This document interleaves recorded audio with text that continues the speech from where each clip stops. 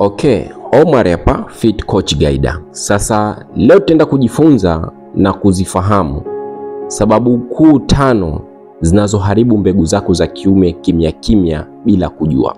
Inawezekana kuna vitu unavifanya kila siku katika maisha yako, lakini vitu hivyo hivyo ndio adui yako vinavyokufanya ukashindwa kuweza kumbebesha mwanamke ujauzito.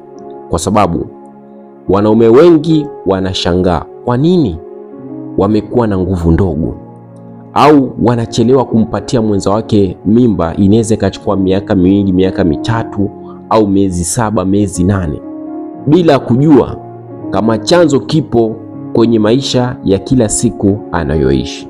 Sasa leo tutaenda kujifunza ili uweze kufahamu kwa undani kabisa vitu ambavyo vinaharibu mbegu zako za kiume na uwezo wako wa nguvu za kiume. Hizi hapa ndio sababu kuu 5 zinazoharibu mbegu zako za kiume polepole bila we kujua. Sababu ya kwanza kabisa ni msongo wa mawazo, tunasema stress. Stress inapunguza homoni ya kiume ya testosterone inayoleta matamanio na kuua ubora wa mbegu. Kwa hiyo jitahidi katika maisha yako, kila kinachokupa stress kukiweka pembeni, usikibebe kichwani, usitembee nacho. Ukiwa uko nacho hicho, kinakufanya uweze kushindwa kuperform vizuri kwenye tendo la ndoa, lakini pia unaharibu mfumo wako wa kuweza kutengeneza mbegu zako bora za kiume. Kwa sababu stress ni baba wa matatizo mengi ya kiafya. Ukiachia mbegu za kiume, hata magonjwa mengine ya kiafya. Ukiwa na depression kubwa, inapelekea kinga yako pia kushuka na maradhi mengine mingi kupanda juu. Kwa hiyo kadri unavyoishi, jitahidi kuondosha msongo wa mawazo, jitahidi kujichanganya na watu, jiamini, soma Qur'ani, soma vitabu, kaa na watu wenye kutoa ushauri mzuri, tafuta mazingira ambayo yanakufanya wewe grow. Mazingira yote ambayo yanakukatisha tamaa, yanakufanya ujione wa chini, ujione dhaifu, ujione una mawazo, ondokana nayo. Tengeneza mazingira ya kuweza kuishi ukiwa una confidence ya kutosha na unajiamini na stress iko pembeni. Ukiishi na depression kwa muda mrefu, nguvu zako za kiume zitapungua, lakini pia mbegu zako za kiume hazitotengenezeka vizuri. Kwa hiyo ondoa stress. Jambo la pili, kukaa muda mrefu bila mazoezi, kwa sababu damu hushindwa kutembea vizuri kwenye eneo la uzazi, mbegu zinakosa nguvu. Kwa hiyo watu ambao wanaokaa muda mrefu, aidha kwenye makazi au wanaendesha magari au ofisini, sehemu zozote zile ambazo unahisi unachukua muda mrefu zaidi ya masaa 2, 3 unakaa, mzunguko wa damu unakuwa na stop, damu kuna sehemu inakuwa haifiki, connections zinakuwa zinapungua. Kwa hiyo hata kwenye viungo vyako vya uzazi damu haiwezi kutembea vizuri. Na ndio maana kwa watu ambao wanakaa muda mrefu wanaweza kupata changamoto ya pressure, kwa sababu blood circulation haiwezi kwenda vizuri katika viungo vyako vya uzazi. Kwa hiyo anza kufanya mazoezi. Ukikaa sehemu zaidi ya masaa 2, simama, zunguka, then baada endelea kukaa tena, lakini usikae sehemu zaidi ya masaa 2, unaharibu mfumo wako wa uzazi na nguvu zako za kiume. Jambo la 3, vyakula vya kukaanga na soda. Vimejaa mafuta mabaya na sukari ambayo huathiri seli za mbegu. Kama unapenda kula vyakula vya kukaanga, wewe haiwezi kupita siku lazima upate vyakula vya kukaanga, basi jua vinaathiri uwezo wako wa mbegu za kiume, lakini pia vinaathiri nguvu zako wewe za kiume, kwa sababu ndani yake hayo mafuta kuna kemikali mbaya sana ambazo zinaathiri. Lakini pia ni vinywaji vya viwanda, hivi vyote pia vinaathiri, kwa sababu sukari ile kuwemo mule inaua seli za mbegu zako za kiume. Kwa unaweza kuwa unajishangaa kwa nini nguvu zako zinapungua, kumbe kuna vyakula vya kukaanga unadumu kuvila, lakini pia na kuna vinywaji vya viwanda umevishiriki sana kuvila, na hivyo vinaathiri nguvu zako za kiume na mbegu zako za kiume polepole. Jambo la 4, pombe na sigara vina sumu zinazoua mbegu mpya kabla hazijakomaa. Kwa hiyo kama ni mtu ambaye wa starehe na unapenda kunywa pombe, unapenda kupiga sigara, halafu unaona kabisa mpaka sasa hivi unashindwa kuweza kumpatia mke wako ujauzito na nguvu zako zinapungua, jua hizo pombe na sigara tayari zimeshaleta athari katika mwili wako. Kwa hiyo namna ya kuweza kujikinga kurudi katika hali yako ni kuviacha, kwa sababu vina sumu kali sana ambavyo vinaathiri mbegu zako mpya na nguvu zako za kiume kuweza kutengenezeka. Sasa ukiachana na hivyo, utaweza kuokoa afya yako, na madhara yake yakishaondoka, mbegu zako zitaboreka na afya yako itakuwa vizuri.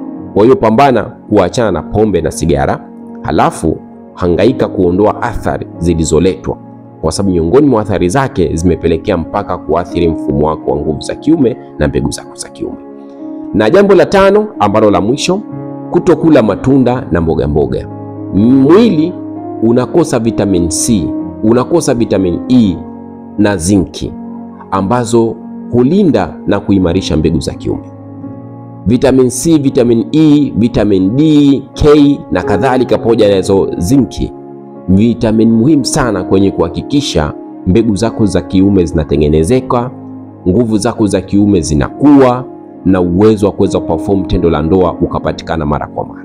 Sasa unapokuwa huli matunda, unapokuwa huli mboga mboga, unakoseshea mwili wako kuupatia virutubisho, kwa sababu tatizo kama hilo linatokana na lishe, na kutibua kwake inatakiwa litibie kwa lishe.